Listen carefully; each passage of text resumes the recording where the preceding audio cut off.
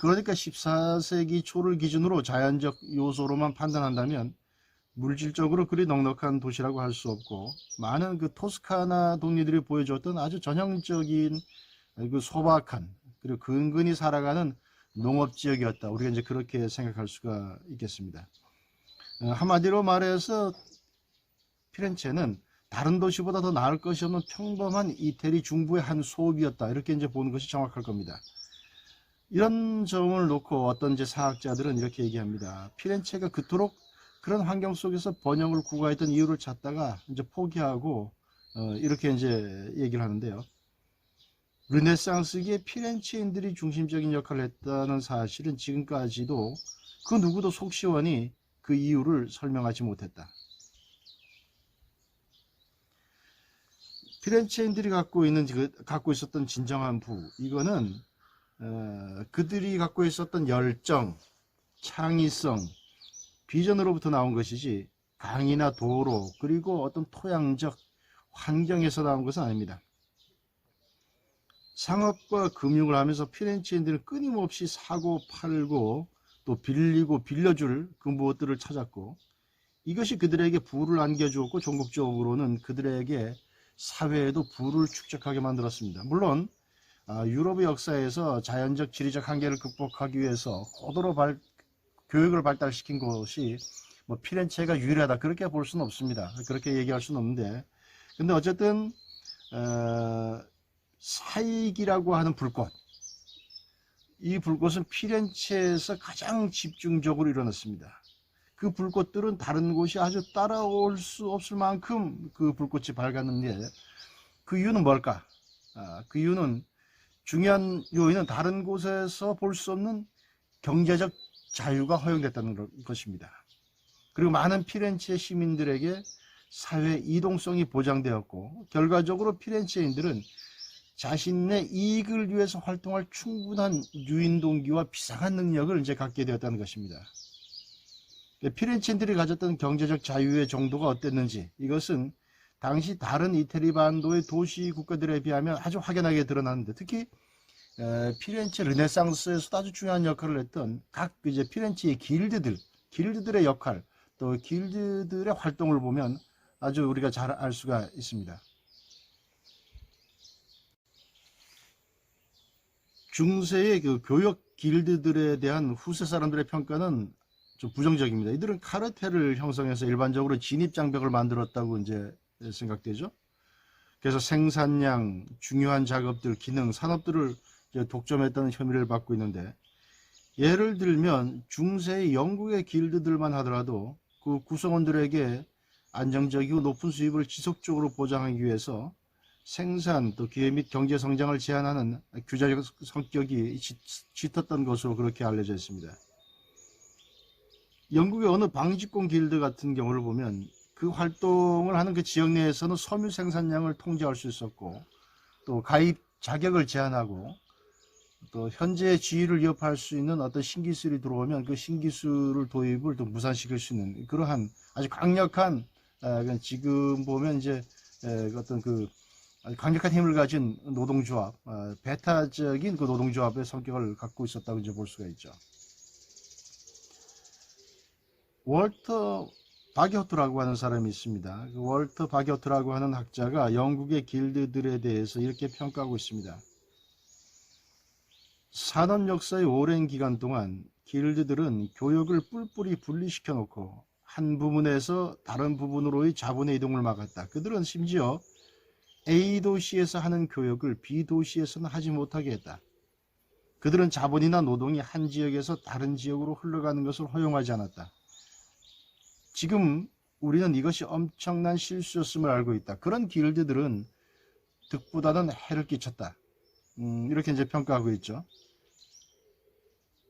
이런 규제적 길드들은 자신들이 원하는 결과를 얻어내기 위해서 통치 세력과 이제 협조하거나, 또 적극적으로 그들이 가진 물리적 권한을 행사해서 구성원들이나 길드 구성원들이나 또 길드에 가입하지 않은 비구성원들을 상대로 해서 경제적 자유를 제한하고, 또 경제체제의 경직성을 초래함으로써 중세 기간 중에 내내 지속적인 경제 성장을 저해하였습니다.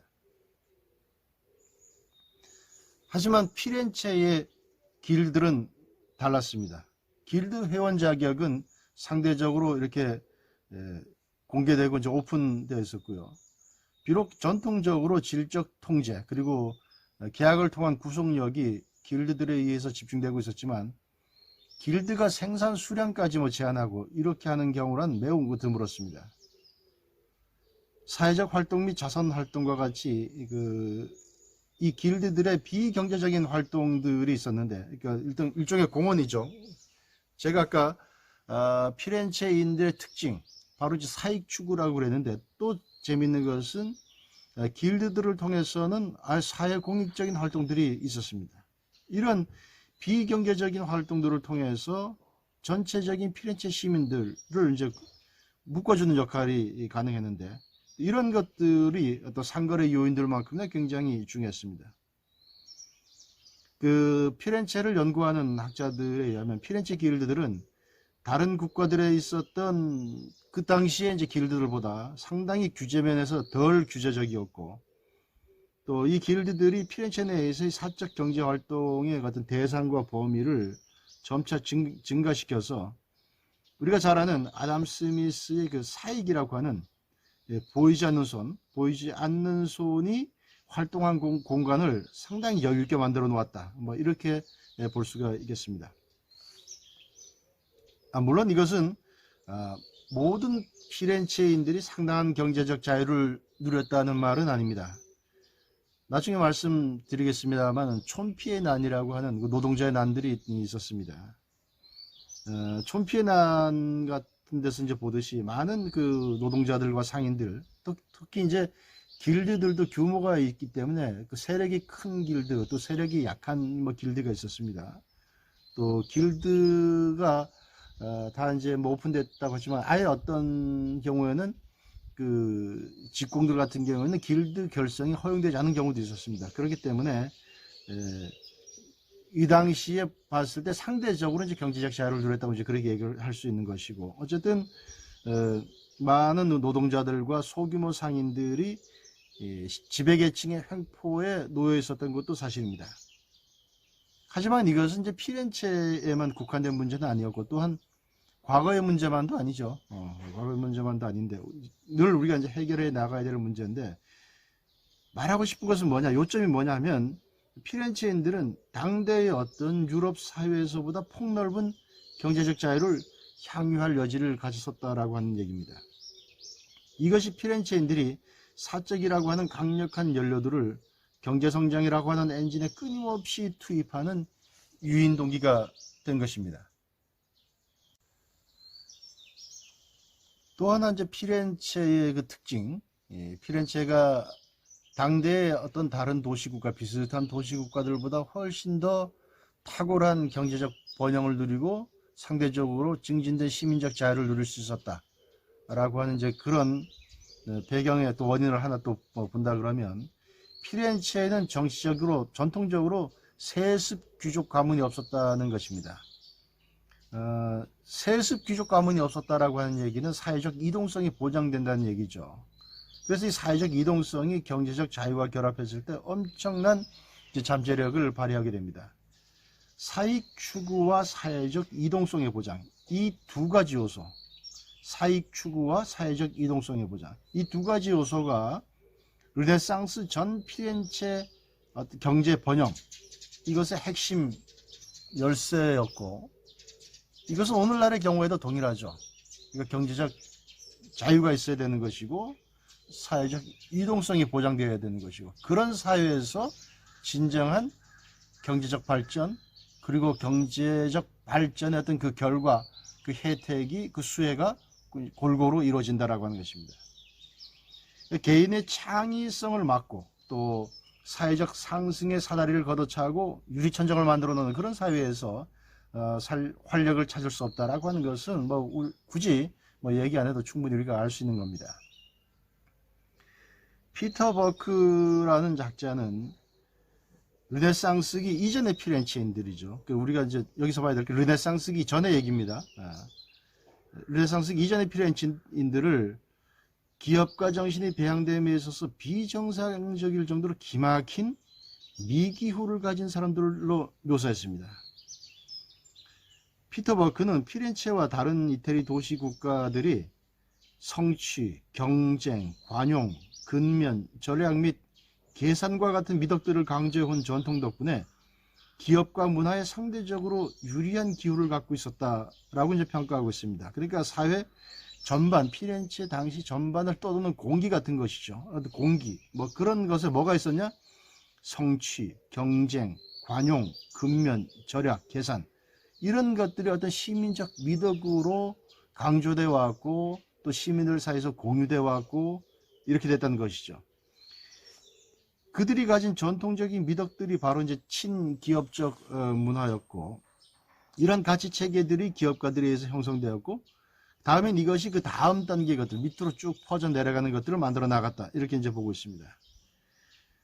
버크가 얘기하는 그 미기후나 기업가 정신 문화에 대한 언급은 피렌체를 미켈란젤로가 태어나서 활동했던 예술가 동네로 보기보다는 마치 북적대는 실리콘밸리처럼 봐야 한다. 그러니까 우리가 피렌체 하면 자꾸 예술을 떠오르는데 그것도 맞는 말이지만 그 이전에 훨씬 더 이것을 가능하게 했던, 그리고 그보다 어떻게 보면 인류의 어떤 정치 경제사에서 굉장히 중요했던 피렌체의 이미지는 실리콘밸리와 같다라고 하는 것입니다. 어쨌든 이 르네상스 발화기를 전후한 피렌체의 사회 경제적 현상을 보면 버크의 분석이 옳습니다. 성취, 경쟁, 관용, 근면, 절약, 계산, 뭐 이런 것들이 자연스럽게 녹아가고 사회적 분위기를 형성했다라고 하는 것이죠. 이 근대적인 미기후에서 활짝 핀 기업가 정신이 교황 보나파시오 8세가 봤을 때 그대들은 제5의 원수다, 이제 그렇게 얘기할 정도가 된 거죠. 그러니까 아마도 교황 보나파시오 8세가 피렌체인들은 제5의 원소다 이렇게 얘기했을 때는 이러한 점들, 이 여러 가지가 녹아있던 미묘한 피렌체인들의 정서, 문화, 뭐 이런 것들을 짚어내고 그것을 표현하려고 했던 것이든지 그렇게 볼 수가 있겠습니다.